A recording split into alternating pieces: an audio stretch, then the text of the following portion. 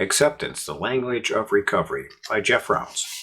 Chapter 8, Daily Reprieve. Once the house cleaning steps have been completed, the bargaining mind has become mostly quiet or at least manageable, and now we transition into maintenance. The subconscious mind contains billions of emotional subroutines that can lure us back into old harmful behaviors. Therefore, maintaining daily self-awareness and recovery practices will prevent those behaviors from becoming dominant again. The daily reprieve consists of a number of things that may not come naturally for people, and that will need commitment and consistency. It is up to each of us to find the wisdom to commit to our personal growth and self-awareness. Spiritual maintenance includes a combination of these options: prayer, journaling, or talking to ourselves, meditation, gratitude, selflessness and service work, fearless honesty and promptly admitting our wrongs, crying as needed, being part of a support community, periods of isolation, and continued daily self-reflection and inventory. Prayer. For people who have issues with God or religion, please consider the act of prayer as the process of talking to yourself in your most honest and sincere manner. Is God listening? That cannot be proven, so God cannot be the healing factor. The healing element is the honest confession, which we do by talking to ourselves, journaling, or praying.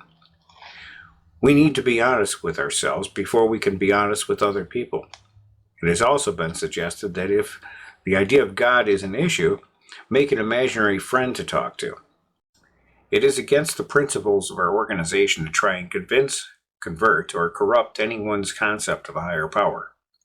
We do, however, suggest that a non-judgmental environment is the healthiest and easiest to be completely honest in.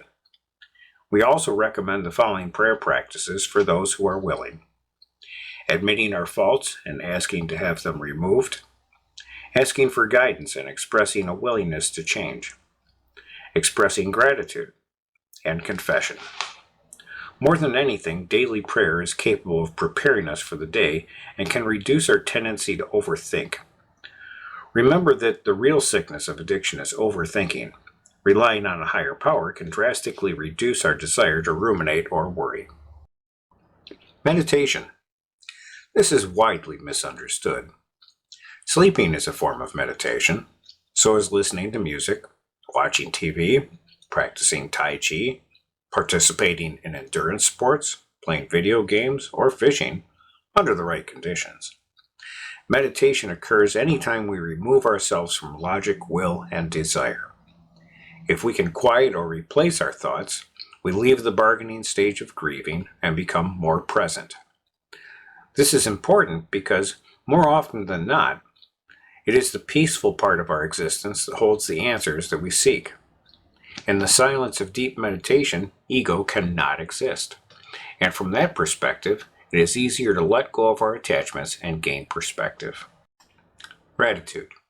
Practicing gratitude generates healthy opportunities for change. Being and expressing gratitude tunes the human mind into healthier thinking, habits, and personal connections. Misery loves company, so negative minds gravitate towards each other. Meanwhile, grateful minds attract opportunities. Becoming grateful may be a difficult task while we are in the depths of anger, depression, and obsession. Yet practicing gratitude is one of the first things suggested to newcomers because it is widely known that grateful addicts and alcoholics do not continue to use. Making a gratitude list is a common suggestion, listing at least 10 things daily, and it is recommended we keep this practice going for up to 90 days and no less than 21 days. Selflessness and service work. Humans are at their best when they are selfless in service to others. Without service work, there is a dimension of life that is completely missed, which is also a basic human need in the area of wellness called self-awareness. There are many forms and opportunities for service work, including sponsoring other people in recovery. The 12th step of recovery describes a need that we never realized we had. Working all the steps, of recovery causes many people to experience a spiritual awakening where they no longer question the steps. They have changed their lives to include them. They also become compelled to give support to those who are still struggling and share what they have learned during their recovery process. That is one of the impressive things about 12 steps. If we complete with sincerity, they become self-propagating. Prior to completing the steps, people in recovery may have a desire to help in ways other than sponsorship. Before completion, we can still become accountability partners for others by being safe to talk to. Other service work includes activities that are common with attending meetings like making coffee, passing out literature, cleaning and organizing, and performing some of the readings that are common at the beginning of meetings. Service work does not need to be limited to recovery. It can include religious organizations, charities, and social groups. Fearless honesty and promptly admitting our wrongs. Humans are flawed, and one of our biggest mistakes is expecting ourselves to be perfect. Promptly admitting our faults protects us from the sickness of living a lie. Anything that we need to hide is a source of unhealthy thoughts, and so returning to peace means unloading any guilt, shame, or remorse as it happens. The consequences of telling the truth are almost always less than the consequences of lies.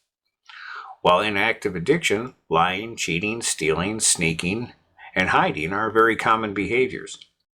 Recovery is honesty training, and once we are in the habit of being completely honest, it is difficult to live with ourselves when we are not. Crying as needed. Crying is how humans release trauma, and is one of the most direct methods for increasing our levels of acceptance. Life is suffering, and when we are not suffering, other people still are, and so life hurts from time to time. We are conditioned to suck it up, walk it off, grow up, man up, pull up our big girl pants, and other repressive expressions.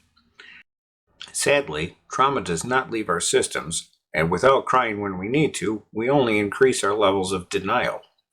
Learn to allow yourself to cry and realize that tears are temporary, but the effects of denial are long-term and damaging.